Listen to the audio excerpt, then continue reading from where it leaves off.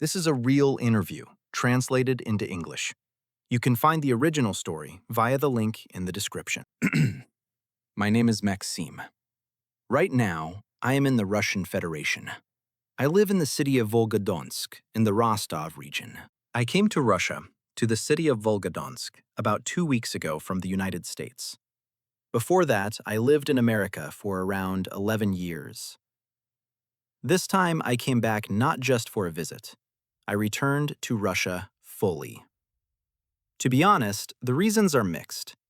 If I say it very simply, life in the US is better in many ways. But there are also a lot of problems there. If my situation were different, I probably would not have returned. But many things came together at the same time, especially family reasons. Because of that, we decided to be here together, and that is why I came back. When I came back to Volgodonsk, my feelings were mixed. For 9 of my 11 years in the US, I never thought about returning. I was sure I would stay there, and I didn't really follow life in Russia. Sometimes I watched random videos like car crash clips, but nothing more. About a year ago, I started to doubt my future. I began to look at how people live here now, and in the last 6 months before moving back, I really paid attention to everyday life in Russia. A lot has changed in about 10 years. When I left in 2010, Volgodonsk and the Rostov region still felt like the late 90s. People were more aggressive, and there was tension on the streets. You could get into trouble for no real reason. Now, people feel calmer and more relaxed, and that was one of the first things I noticed. When I move around the city, the difference feels very clear. Volgodonsk is small. I lived almost my whole life in the Philadelphia area, which is a huge city. There, you can walk 10 kilometers and still be in the same district. Here, if I walk that much, I'm already outside the city, closer to the Don River or open fields. Because of this, I walk a lot here. Everything is close. I also noticed that people walk differently now. Before, people were strict about space and movement. Everyone kept to one side. Now, people walk more freely, almost like in the US. That tells me people are more relaxed. Many people asked me if I felt depressed after coming back. Honestly, no. Of course, it's strange. A few days ago, I was in New York, and now I walk these streets, see puddles, dirt, old buildings. But I'm not here to complain. I came back, so I want to understand where I am and what to do next. There are pluses. Roads became better in some places. Pedestrian areas appeared. Near the city beach, they made new paths. Before, it was mud. Now, it's comfortable to walk. The city looks more clean, trimmed, and a bit fresher. Overall, it became better than before. The first feeling was strong. The first 3 days, I only saw dirt everywhere. The city is southern and warm, but after rain, the whole streets can be flooded from curb to curb. You walk and don't know how to go. Balance on the curb like on a rope, or step into the mud and hope your shoes don't sink. I won't pretend. In 11 years in the US, I saw real dirt maybe 4 times. Every time I even took photos like, look, I found dirt. That's not a joke. There, it's either concrete or grass. And the grass is so dense you can't step through it. There is no bare ground. Here, it's different. A lot of mud. I understand people say, you'll get used to it. Maybe. But I didn't see this for 11 years. I think I have the right to feel this way. In the US, people walk in the same shoes everywhere.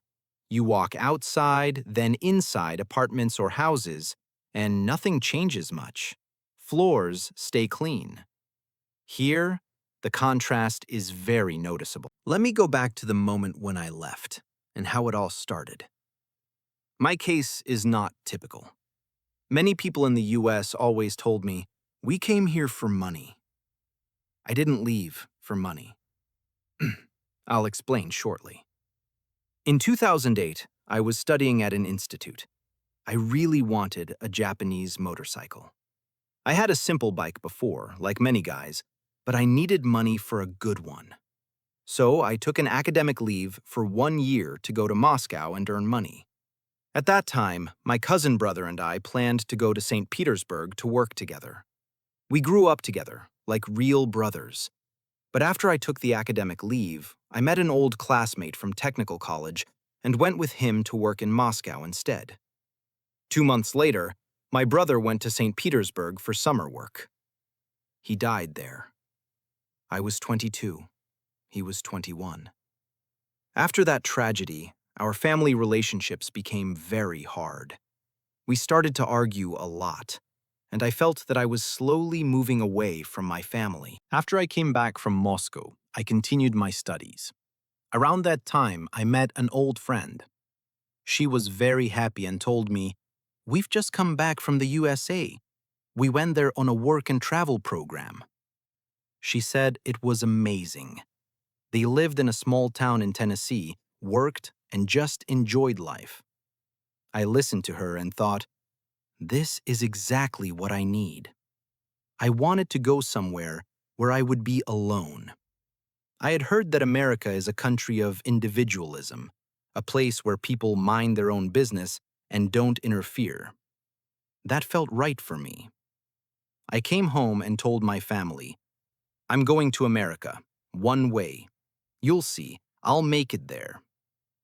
I already had some money because I worked in Moscow, so I used that money to start the process. I began preparing documents for the USA through the work and travel program, because I was still a student. Honestly, I didn't tell anyone, but inside, I was almost sure I would stay. I knew it would be hard and very unusual, but I felt there was a big chance I wouldn't come back. I flew to the US in June 2010. The first year in the USA is the hardest, for almost everyone, especially if you don't have people who meet you there, no relatives, no close friends. If you arrive alone, the first year can be almost unbearable. If you have someone you know, it's still hard. If you don't, it's a real nightmare. You can't find normal housing. You can't find a good job. People see that you're new, that you don't understand prices, rules, or how things work, and many try to use you or cheat you. You don't know how much work should cost, how much rent is normal, and because of that, you get fooled. This is how it was for me, at least 10 to 11 years ago. I don't know how it is now, but back then, the pressure was double. The first year feels very long, endless. Later, when 3 or 4 years pass, they feel much shorter compared to that first year. Many people come to the USA not from a good life. I'm talking about people who come to work, not those who arrive with big money for investments.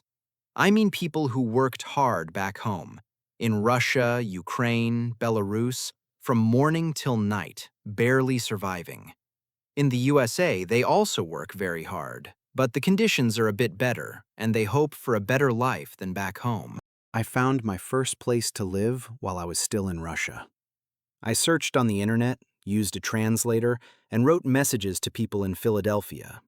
In the end, I found a room and moved in. I paid the woman for the room in her house, but I didn't have enough money for the deposit. In English, it's called a deposit, and I was short on cash. I told her I would pay the rest after my first salary. The truth was simple. When I arrived in the USA, I had only $80 in my pocket. I didn't know a single person, no friends, no contacts. The landlady was putting pressure on me, saying things like, "You flew across the ocean without being sure about a job? Are you crazy?" But it was already too late. So I went out into the streets of Philadelphia and started looking for a job. I worked on roofs with shingles. Shingles mean soft roofing. It is very hard physical work. In Russia, it's also known, but in the USA, This material has been used for 60 years or more. We were paid very little for this job, really very little. We didn't know the real price of this work. The foreman got much more money than he deserved because he made a deal with the client. We, the workers, did the hardest part and got much less than the job was worth. But we didn't know that. I was new in America. I trusted people. After work, we sometimes went to Walmart for food. Sometimes even drove to the ocean, to Atlantic City. It's not far. At first, it felt like life was okay. Later, I left that job. I understood we were being used. The system was simple. We finished a roof, the client paid money, then the foreman paid us. One time I worked a full week and didn't get any money. At the same time, the American woman I rented the room from started to pressure me. She said I worked but didn't pay her. She said I still owed her money for the room and utilities. I told her I didn't have money yet because I wasn't paid. She didn't care. The next day, she kicked me out. I went to work in the morning, came back in the evening, and my things were outside. Just a box with my clothes on the porch. I was in America only about 2 weeks at that moment. I wanted to break into the house, shout, make a scandal. But people who lived longer in the USA stopped me. They told me to calm down, take my things, and leave, because she could call the police. I moved in with guys I knew from work. Before that, one of them lived for a month in a car. A white work van like a Ford or Chevrolet Express. That's pretty normal there. I worked with him, and later he managed to rent an apartment with another guy, so I joined them. We lived together, 3 people, in a 1-bedroom apartment. Basically 1 bedroom and a living room. I paid them money as soon as I got my first salary, about a week later. I slept in the bedroom, and they both lived in the living room. One of them was working with air conditioners. He was a party guy. Alcohol, drugs, gambling, all mixed together. For a whole month, I slept maybe 3 to 5 hours a day. Loud music, weed, vodka, crowds of friends almost every night. Then in the morning, we went to work on roofs. Roofing is one of the hardest jobs in the US. We constantly argued. Sometimes they even fought each other. Police were called more than once, but they almost never came. When it's problems between immigrants, police can take 1 or 2 hours or not come at all. But if some American calls and says a cat is stuck in a tree, 5 patrol cars arrive with lights on. I saw this more than once. Then there was another guy from my job. He was from Grodno, Belarus. We rented a 1-bedroom apartment together. I moved out from those guys, and finally, a normal, calm life started. No fights, no vodka, no weed. We lived together for about 9 months. It was just regular, everyday life. Of course, later, small, everyday problems appeared. Someone didn't wash the dishes. Someone didn't clean the bathroom. That's normal when you live with another person. I slowly adapted to life in the US. I changed jobs and started earning a bit more. Later, I went to work for a guy I knew, and then we met again on a construction site. We worked on interior finishing. In the US, house flipping is very common. People buy very old or almost abandoned houses, fully renovate them, and then sell them. We worked on one house like this for about 3 months. After that, his projects ended, and he said there was no more work. At the same time, I sometimes worked on roofs on weekends. These were different jobs. Commercial roofs, like warehouses and big buildings. It was not soft shingles anymore, but large white PVC roofs that are welded together. I worked there for about a year. About money. On interior work, I earned around $80 a day at first, then $100, then $120. It was okay, especially in the beginning. On roofs, I could easily earn $200 a day in cash. I worked 10 to 12 hours and got paid without checks or taxes. In the US, cash money gives you a lot of freedom. Roof work depends on the weather. When it rained, I stayed at home. I am not demanding in life. I bought some food, bought myself an Amazon Kindle, they were new at that time, and spent whole days reading books. The people I worked for were not honest. They were two brothers from Lithuania, and they cheated many workers. When we stopped working together, they still owed me $540. I remember that number. But I was calm about it. I took tools from them worth a good amount, and also they gave me the chance to live the way I wanted at that time. Later it happened that the guy I worked with on that house finished the project and then bought one or two more houses. He told me to come work with him again. He was the most normal and reliable person I met there. He never cheated. By the way, he was from Yaroslavl.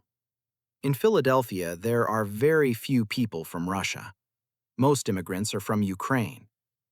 I don't want to say exact numbers, but maybe 70 to 80% were Ukrainians, and Russians were rare.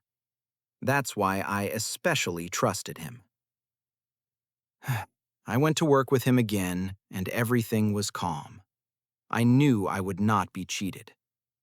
By that time, I had already been through many bad and very bad situations. I am skipping a lot of details, but after all that, when life became more stable, I finally started to relax a little. At some point I thought, I have been working all this time. Maybe I should finally buy something for myself. I always wanted a motorcycle. So I bought a sport bike, a Suzuki GSX-R 750. I didn't even have enough money. I bought it partly on debt. I crashed on it. Badly. I broke almost everything and barely survived. It happened about 2 years after I came to the US. Because of the accident, my mother was called through the embassy. At that time, I was already almost illegal in the US. I had broken immigration rules. The hospital sent a request, and my mother went to the consulate in Moscow. They asked about my status. She said honestly that I was not fully legal. Still, they let her go and gave her permission. A guy I knew from Yaroslavl met her at the airport and took her to the Russian consulate in New York. I had surgery after surgery, 4 or 5 serious operations. My mother tried to get help through the consulate, but they only gave contacts and asked to keep them informed. After that, she went to Philadelphia. I spent about 7 weeks in the hospital. After that, they took me home, to the place where I lived at that time. I lived with my mother for a while. She had to start working there, and it's important to understand, all her life, she worked as a librarian in Russia. When my mother arrived in the US, we had almost no money. She used her pension savings to help me. After I survived the hospital and got out alive, many American doctors were surprised. That moment changed me.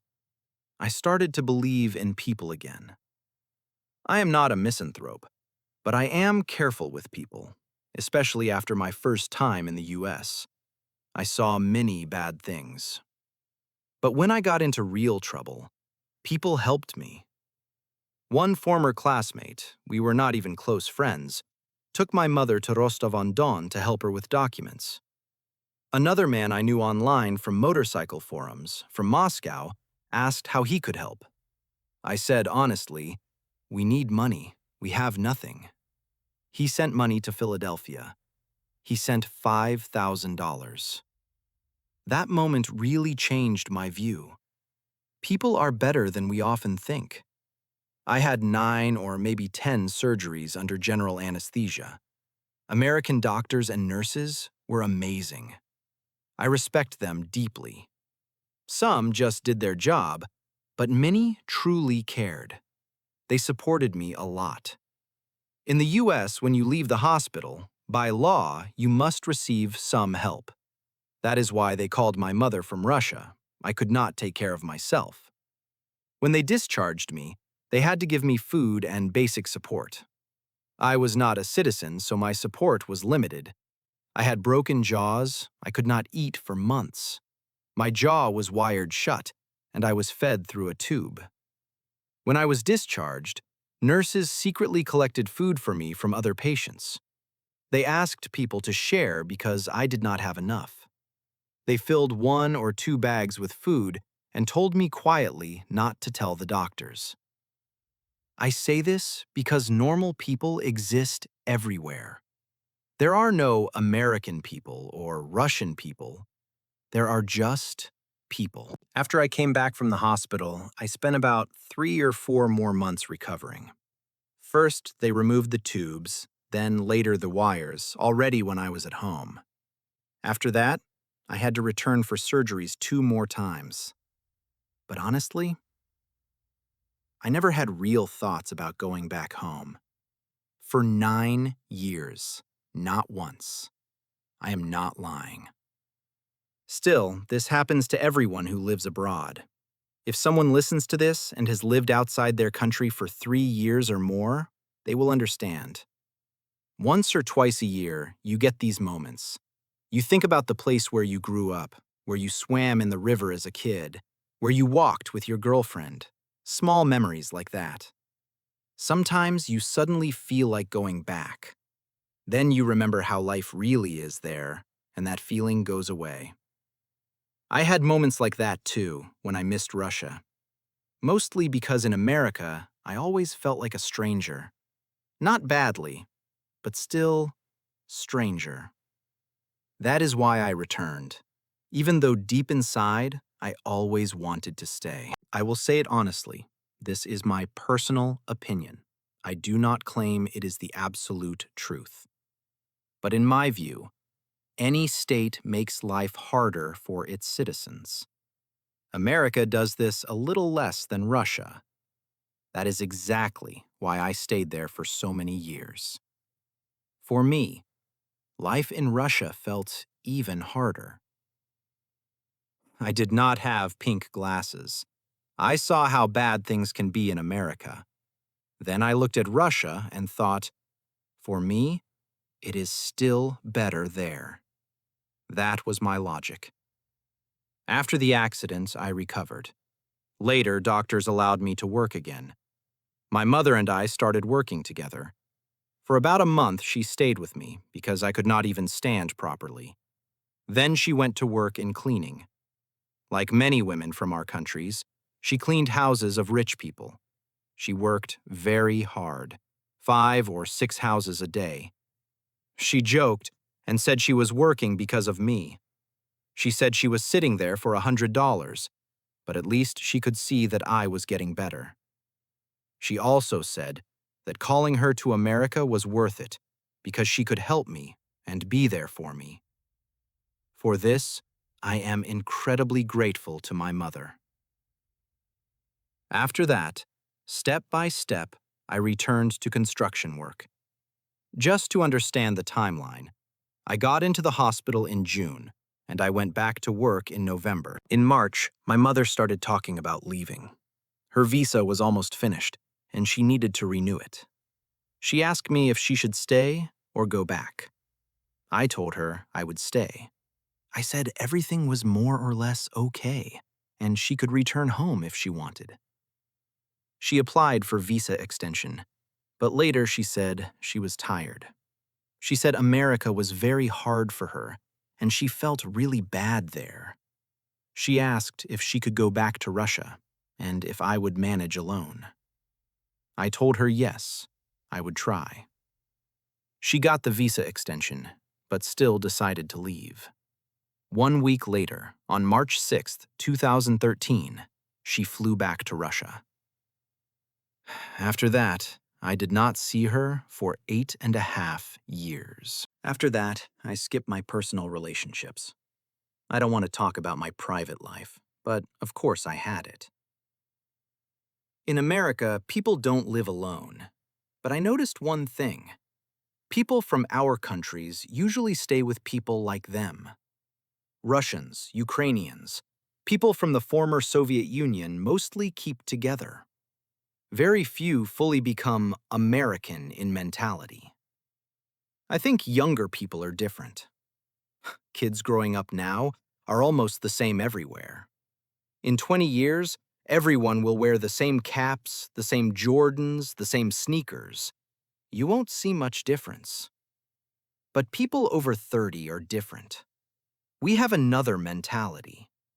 The most important thing is that after the accident, I had 4 more motorcycles. When I woke up in the hospital, I thought, I still want to try. I was scared to buy a powerful bike again, so I bought a weak one, then a little stronger, then one bad bike, honestly. And after that, I bought a normal one. On that motorcycle, I rode for about 1 year. For the last 5 or 6 years in the US, I worked only in plumbing and electricity. I worked in houses that were fully renovated.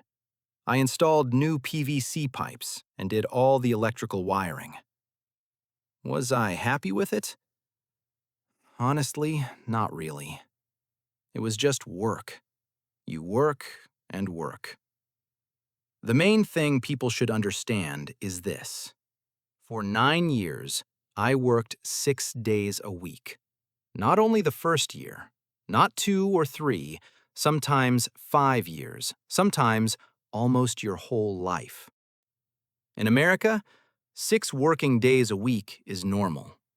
Only in the last 1.5 or 2 years, I managed to work 5 days a week. And even that was not easy. There were arguments, conflicts, pressure. They said things like, "We'll give your projects to other people." I said, "Fine, I don't care." There is so much work in America that everything depends on work. Vacations, fishing, ocean trips, mountains, all of this depends on work. And it goes on for years, sometimes for decades. I personally know people who work every single day for years. On Saturdays, they work too. Only birthdays of close people can stop them, and even then, maybe only for half of a day. Yes, they earn money. America is not Russia. The market also goes up and down there, but it is much more stable than here. I decided to return because of many reasons together. Honestly, I managed to get my social security number, some documents, and a bank card. Inside the US, I lived more or less comfortably. I just could not leave the country, but inside, it was okay. Still, I never wanted to take the final step and fully legalize my status. To get documents, you usually need to marry a US citizen. That can cost $40,000 to $60,000 and take several years. Now, it is even harder. They can come and check if you really live together. It is a long and stressful process. I had relationships, and sometimes I thought I could get a green card in different ways, but everything always broke apart. I never felt I had the strength to do it through marriage. I never really liked America completely. I always saw things that felt not right to me. This is my personal feeling. At the same time, there were no other legal options to stay. And most importantly, my mindset from the beginning was different. I did not leave Russia with a plan to stay forever. I left because of personal reasons and family problems. But deep inside, I never planned permanent life there. People who want to stay forever often create stories for themselves about being oppressed, about politics, about activism. That was not my case. When I finally thought seriously about staying, it was already too late. Applying for asylum after living there for several years would look strange, so I did not push it. I stayed as I was, and in the end, I chose to come back. I do not regret moving to the US at all. Even my mom, who lived there with me for some time, saw how hard it was for me and how everything went through me. She said that maybe I had to feel this world, even if it hurts sometimes. I am glad I lived there. It was a very strong experience. Some people may say that this kind of experience is not worth much, but for me, it was important. Those 11 years helped me understand that people are very different. I also understood that there is no real division like Americans and Russians. I left, but I still have friends there. To be honest, I have about 4 close friends, and one of them is even American. I do not divide people by nationality. I just see who I can walk the same path with and who I cannot. This experience also helped me understand that people behave differently in different conditions. Where and how you live really changes you. Even now, after I came back to Volgodonsk, everything feels very small to me. Our kitchen's here, about 6 square meters. At first, I could not believe it. I thought that while I was away, everything had changed and maybe became bigger. But no. The bathrooms are very small, the corridors are narrow, and the kitchens are tiny.